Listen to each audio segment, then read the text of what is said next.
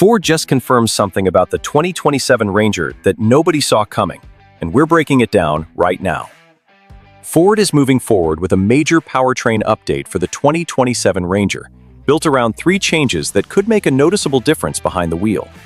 One barely shows up on paper, another could reshape towing completely, and a third might quietly save owners real money for years. Here is what is confirmed, what is currently being reported, and what it could actually mean for you behind the wheel. Here is what we currently know so far. Ford is continuing its EcoBoost strategy for the 2027 Ranger, while reports point toward improvements in engine calibration, transmission behavior, and thermal management. The focus appears to be real-world torque delivery, cooling performance, and towing behavior, rather than simply chasing a bigger horsepower number.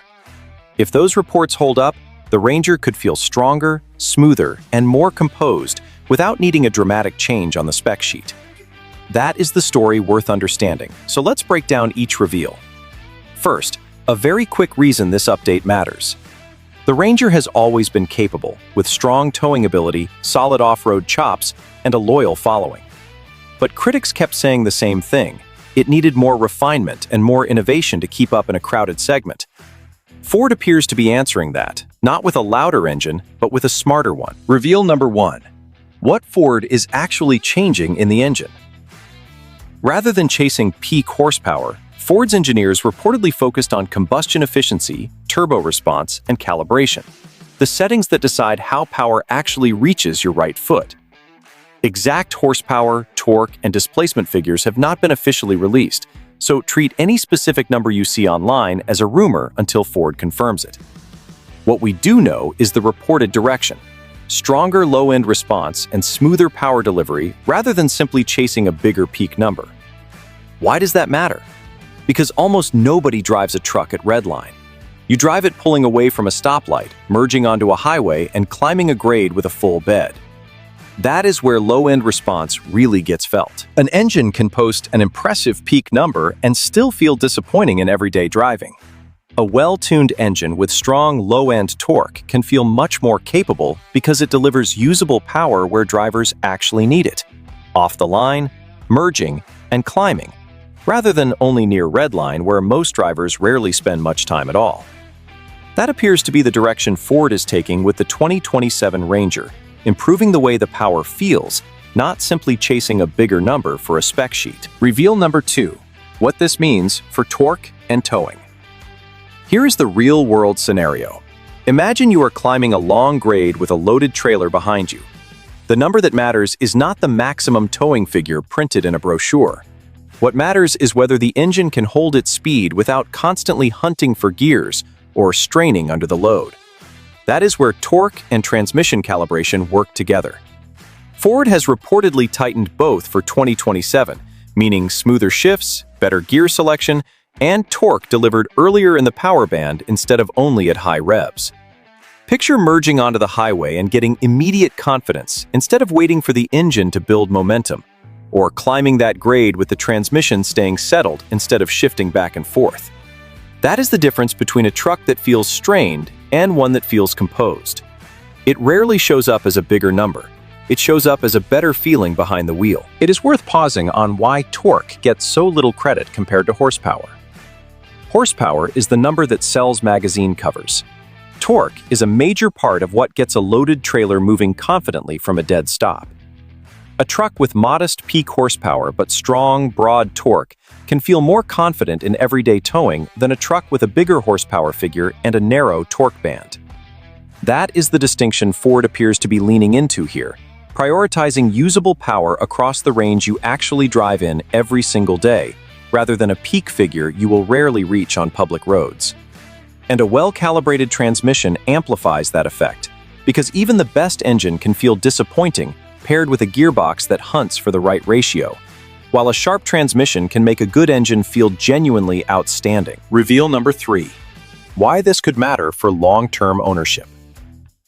This is where thermal management comes in, and it connects directly back to that towing scenario. Pulling a trailer up a long grade puts continuous heat into the engine and turbocharger, and excess heat is one of the biggest challenges for both performance and durability. If Ford has genuinely improved cooling and calibration for 2027, The potential payoff is not just a stronger dyno pull. It could be a truck that maintains more consistent performance as temperatures rise during demanding use. That consistency can also help reduce the stress placed on the engine over time, which is worth paying attention to for long-term ownership. Ford's real challenge here is not simply making more power, but making that power work reliably through years of towing, commuting, heat, and heavy use. Better thermal management addresses exactly that, and it is the kind of upgrade that rarely makes headlines, but could matter enormously 5 or 10 years down the road. There is a fuel economy angle too. Better combustion efficiency and reduced internal friction tend to produce real savings at the pump over time, even when the improvements are small on their own. If the 2027 Ranger delivers stronger real-world performance without punishing you every time you fill up, that is a genuinely useful combination, not just a marketing line. And it really matters because most owners do not tow every weekend. They commute. A truck that uses a little less fuel on an ordinary Tuesday can add up to meaningful savings across a year of daily driving.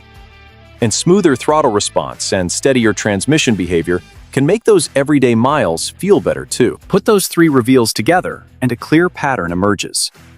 Engine response improves how the truck feels off the line. Torque and transmission changes improve how it tows and climbs.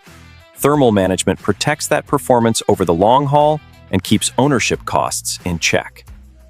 None of those are the flashy headline a horsepower war would produce, but together they answer almost every complaint critics have leveled at the Ranger for years.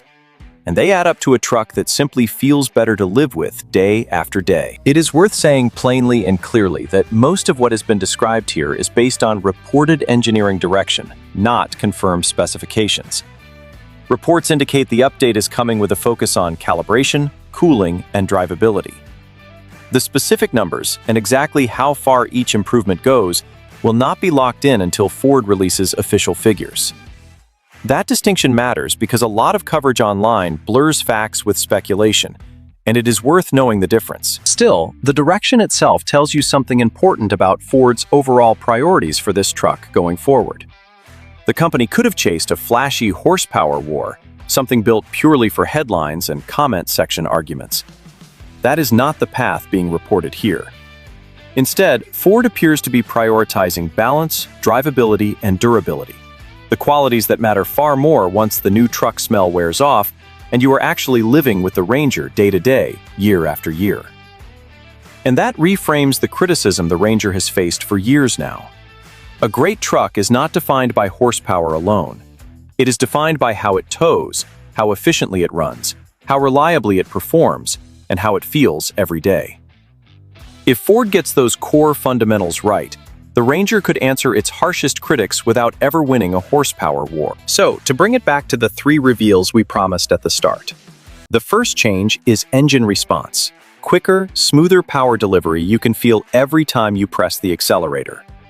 The second is towing behavior. A truck that holds its composure on grades instead of constantly hunting for gears. The third is efficiency and long-term ownership. Potentially lower fuel costs and better control of heat and stress over time. And that may be the biggest change of all. Ford isn't trying to make the Ranger look stronger on paper. It's trying to make it feel stronger every time you drive it. Thanks for watching. If you enjoyed this breakdown of the 2027 Ford Ranger, subscribe and drop a comment telling me what you want Ford to confirm next. And stick around, because once the official specs land, we'll be breaking them down right here.